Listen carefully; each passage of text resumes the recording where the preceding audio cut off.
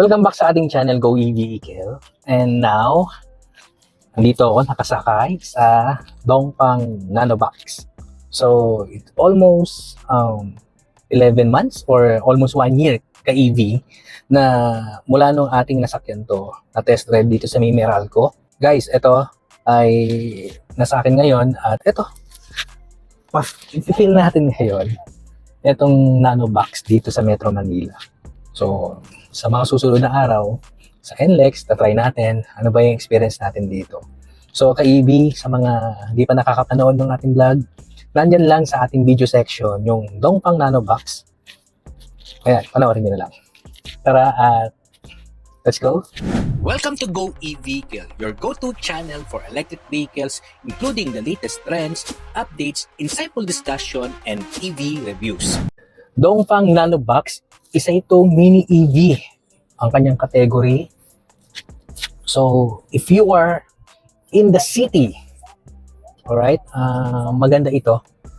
Dahil, of course, pag city driving, maganda talaga yung mga maliliit na sasakyan na katulad nito. Ayan, again ka-EV, hindi ko pala nabanggit kanina bago tayo umalis na ayan, 100% pa itong EV nung kinuha ko sa Dongfang. At papunta tayo ngayon sa Sampaloc, Maynila. Itong EV na ito ay ang distance to empty niya is 355 based dito sa nakikita ko. So, yun, 300 kilometers. It's okay na rin, di ba? So, yun nga, ang odometer natin, I think kanina ay 3,328 but now is 3,329 itong nakikita ko rito. Anyway, di natin na-record na kanina. But yun nga, naka 1 kilometers pa rin lang siguro tayo. Nandito tayo sa corner ng EDSA ngayon. Again, ka-EV, napansin ko sa mga mini EV na ating pong nakita na or dumaan na sa ating channel ay puro light color yung kanilang interior. Anyway, ang gaan niya at kapansin-pansin na stable naman pagdating dito. Siguro, ito, madala natin to sa Pampanga, sa bahay doon. Ma-check natin kapag nasa NLEX na tayo, di ba? So, by the way, ito palang price nito ay nasa 800 to 900 pesos lang. Sinabi sa akin kanina. Nakalimutan yung eksaktong presyo. Pero anyway, nasa screen natin dyan. Check nyo na lang dyan. Nakikita nyo naman. Chill-chill lang tayo. Naka-eco mode. Hindi mo naman kailangan sobrang bilis sa Metro Manila. By the way, dalawang mode lang ang nakikita ko dito, Eco at yung kanyang standard mode. Bali, yun na yung kanyang pinaka-sports mode. Dun sa may Meralco. Gandang mag-test drive din dun kasi meron dun up and down. So, makikita mo may mga incline talaga. May mga konting lubak din dun. Talagang dinaan ko to last time. Tatandaan ko, maganda ang kanyang suspension. I think naka-MacPherson to, kung di ako nagkakamali. And again, balikan natin to. Tingnan natin yung brochure niya mamaya. Maybe napansin ko na naka 3 kilometers na tayo from Dongfang at nandito tayo sa may tapat ng Green Hills Mall ay naka 99% pa yung ating battery. So tingin ko makunat din ang battery nito. Yan, responsive din ang kanyang ang kanyang acceleration, no? So magaan dalhin. Of course, nakaano kasi ito maliit lang Pero again, ang incomod pa tayo. Pero aggressive din talaga. Very seamless. Yung mga EV or mini EV lang to, pero goods na goods din pagdating sa driving. Try nyo try nyo i-test drive din tong Nanobox. So sanay tayo sa sa ibang mga EV rin. But ito, this one, mini EV, ganito kagandang i-drive. Very impressive. Again, pagdating dito sa kanyang center console, mula dito sa kanyang dashboard, sa kanyang panel, dito sa infotainment panel, at yung kanyang cluster panel dito. Maganda, di ba? So, sabi ko nga, kung ako kasi ang preference ko medyo konting dark lang. Tapos may konting light color, pero hindi siya yung ganito. But again and again, iba naman yung preference ko. I think naka-ventilated disc brake na to Hindi ako nagkakamali. Ang alam ko lang. So, iba na talaga pag tumaran na. Madali makalimot. The brakes is okay for me. It's good. Kung may extra money rin kayo at gusto nyo na extra car na matipid, efficient, at syempre, kumpara sa gasolina, or gawin mong second car, pang Metro Manila mo lang, ay tamang-tama na tong 300 plus kilometers na range, di ba? Mula dun sa amin, gamit ko to. Kung 1 peso per kilometer, punta kang Mall of Asia, 13 kilometers, balikan 26 kilometers. Sabihin mo na, let's say, 30 pesos na electric bills lang ang babayaran mo. So imagine, 30 pesos. Diba?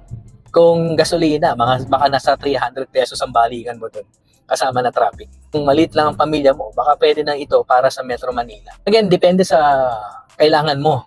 Baka mas gusto mo na mas malaki, ay check mo yung ating video section. Baka dyan mo na makita ang bagay na EV para sa iyo at sa pamilya mo. Ito, hums. Okay.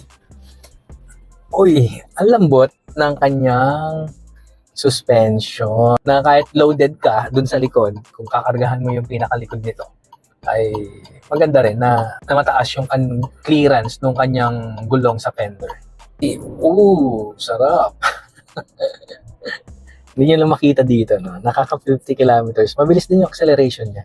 Ito ako sa may Bima pa corner. Okay, medyo na-trap tayo sa pa-left turn. Kasi kanina may motor, hindi ako maka right side. Kaya hindi tayo makadiretso. Anyway, kaysa mahuli, lipo na lang tayo dito. Hulihin pa tayo, di ba? Ayun, no? Sabi ko sa'yo, may mahuhuli. Dumiretso siya. Bawal yon. So, kaya nga napaliw ko ako rito. Medyo matraffic talaga dito sa may PUV area. Sa may stop and shop. Isa sa mga key advantage nitong mini EV na to sa ibang mga mini EV na dumaan na sa channel natin, ito ay 5 doors. Hatchback type. And, of course, sa mga ibang mini EV, isa 4-seater lang. Ito, pwede siyang 4 to 5. Depende sa laki ng mga sasakay dun sa likod. So, kung malaki yung isang kasama nyo, dito mo na paupuin sa harap. Para at least hindi na masikip dun. But again, para sa mga mini EV, maluwag na to. Kasi kaya mong magpaupo ng 5 tao. Laki ng hubs dito. Okay. Tamang-tama yung tunog. Yung lahat ng mga EV na drive natin, pagdating sa handling nila, sa Modubela, nagagandan talaga ako. Magagaan. Like this one, magaan din to. Oh, galing, no? Oh, maganda yung tunog.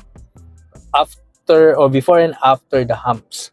Maganda yung tunog ng suspension niya. Dito sa loob. Sa mga EV, no noise pollution. Okay? No heat pollution.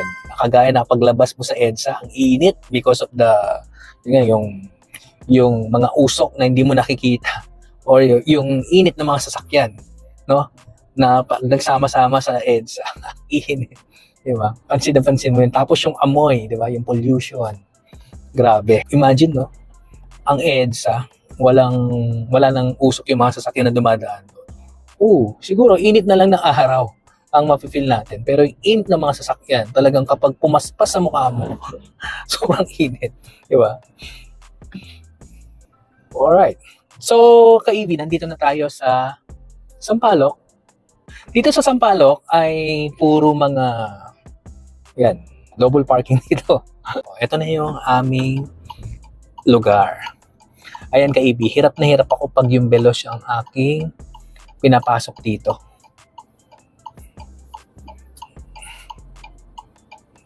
Hirap na hirap ako dito.